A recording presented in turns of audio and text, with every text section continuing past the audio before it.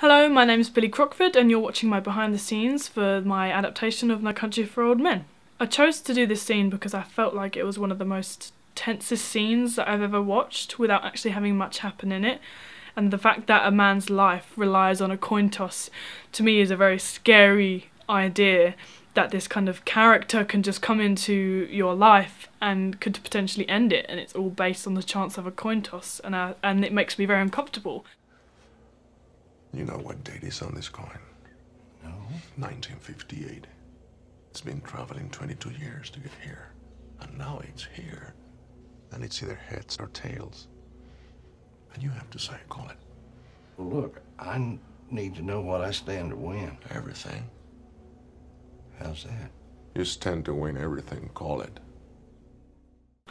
So I wanted to use the scene and play about with it and take it out of context of the movie, take it out of context of who Sugar is and who the proprietor is, even though he's a very minor character. I first changed the gender of the proprietor, or the stall owner as she's known in mine, and I wanted her to be a female because I wanted her to come across as a slightly stronger character.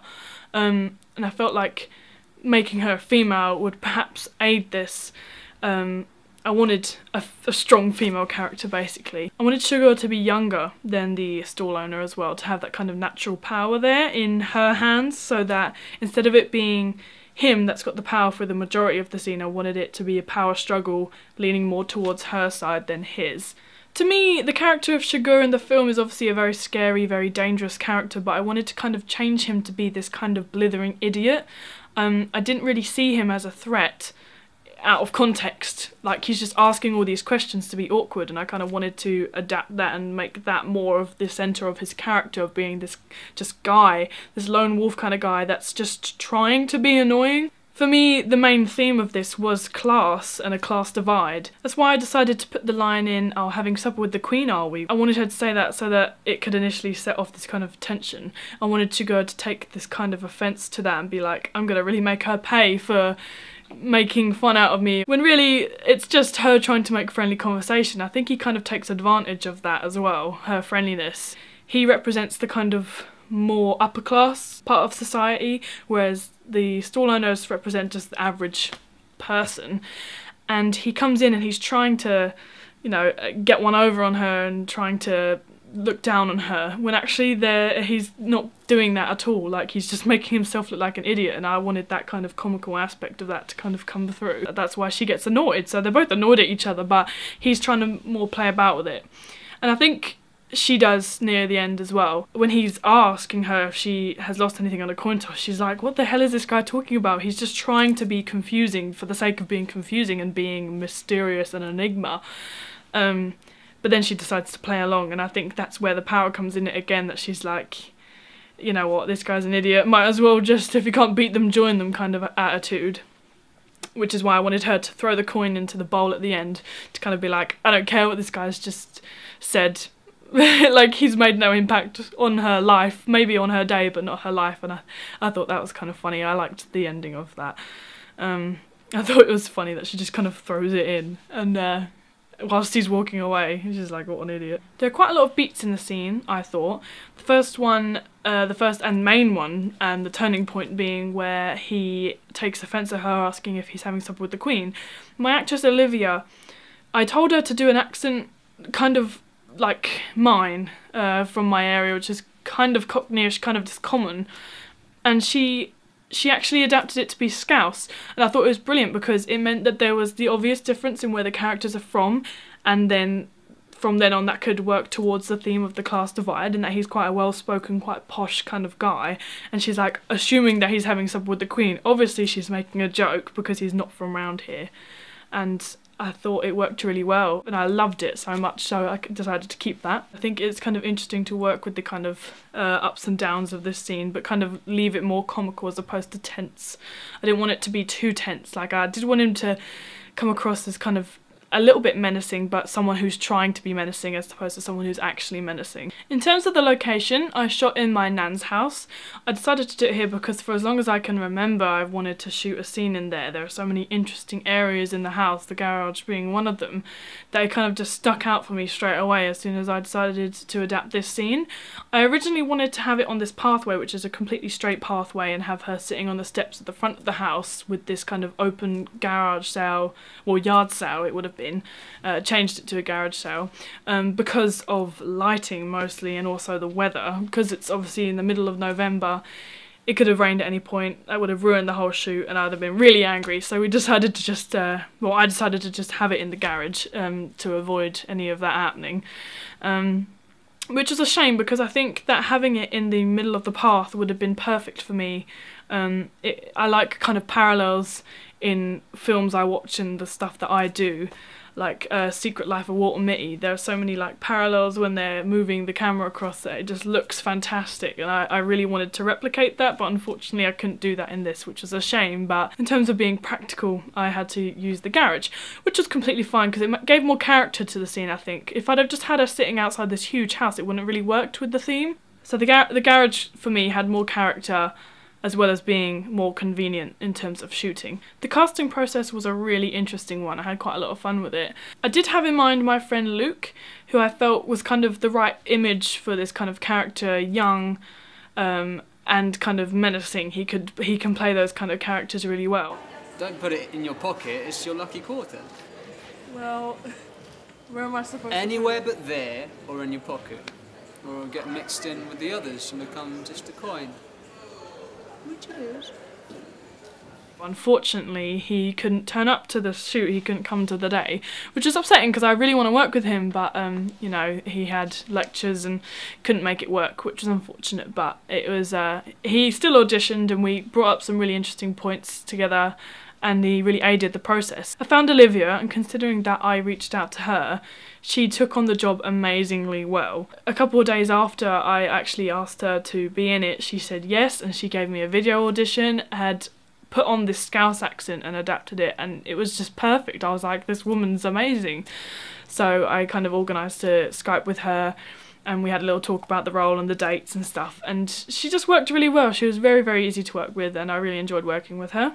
I then decided to see if my friend Toby would be able to apply for the role. He's more of a comical actor, which probably would have hindered it if he didn't take my direction so well. I did actually wanted to take his kind of comedy-like persona and just tone it down a little bit, so add some kind of comedy to the character so he wasn't just kind of this blank, emotionless sociopath kind of person. I did want there to be a little bit of comedy in the way he said some of his lines, and Toby did that really, really well.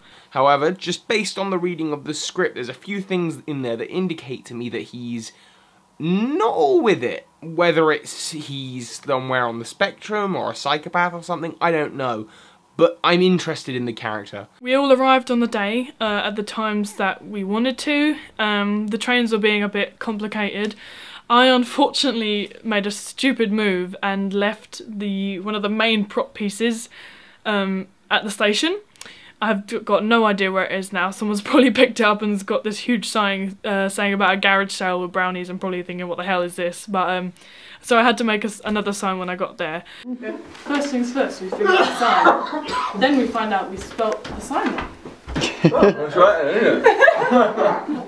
That was the only thing that went wrong for the whole day, so things only went up from then. So I grant it as some kind of luck that happened, because that meant that all of the bad luck for the day went into that stupid mistake, and it worked out even better when we got there. I wanted me and the actors to arrive there earlier because unfortunately we couldn't meet up before the date to rehearse, and it's all very well people learning their lines separately, but you can't really engage with the script unless you figure out that chemistry together.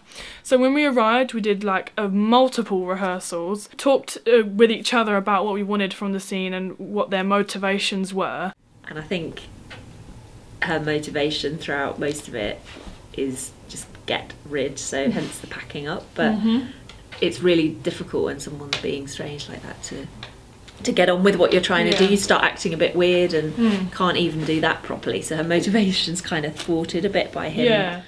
Sugar's character was much harder to direct than it was for the stall owner. He is quite a complex character, and I think Toby did a great job at reading into him and kind of applying his own meaning to the role, and they both did really well. They worked really great together. Anywhere, just not in there or in your pocket, otherwise it'll get mixed in with the others and it'll become just another coin.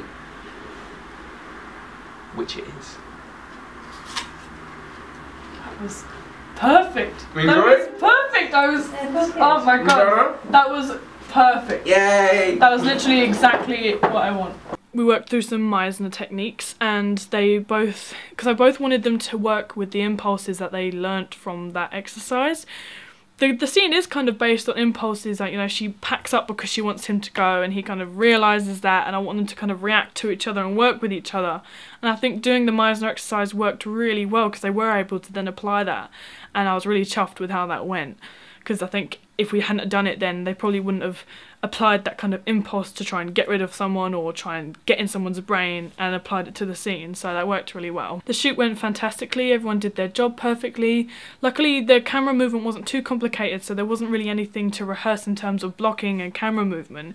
It was just a matter of setting up the camera and testing out different angles, and then just a matter of them repeating their lines, and they did it perfectly. The sound was done really well. I decided a DP on this shoot because I feel more comfortable being in control of it, but in retrospect I probably should have hired someone else to do it and kind of had discussions with them.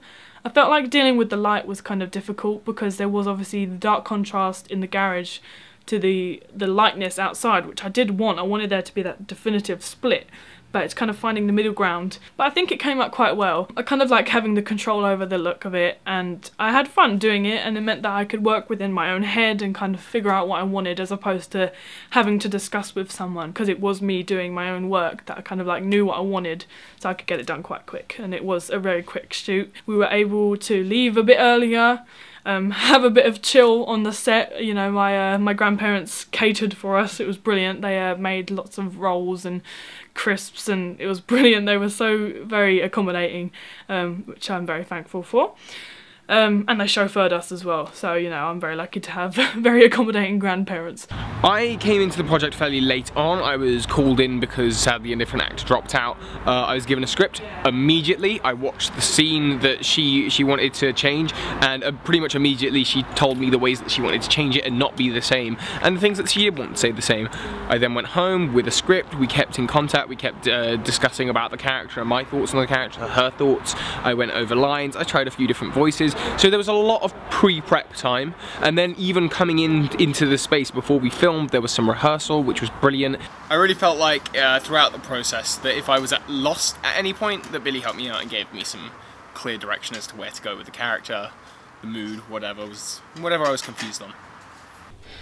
Well, in terms of preparation, obviously there's sort of two sides of preparation in one way. There's the preparation that I was able to do through Billie's guidance, and in that regard it was really helpful because well, initially I did a self-tape audition, and then from both the initial email and then following up on that and the Skype audition as well, there was a lot of guidance given in terms of looking at the original scene in the film and then how the dynamics were going to change in the way that Billie wanted to do this scene today. So in terms of preparation from the director, that was quite detailed in advance, which really helped me in turn do my own preparation. Billie had a clear idea of what she wanted from the scene in terms of the result, so slightly comedic hopefully, but drawing on certain aspects of the film and changing certain other aspects,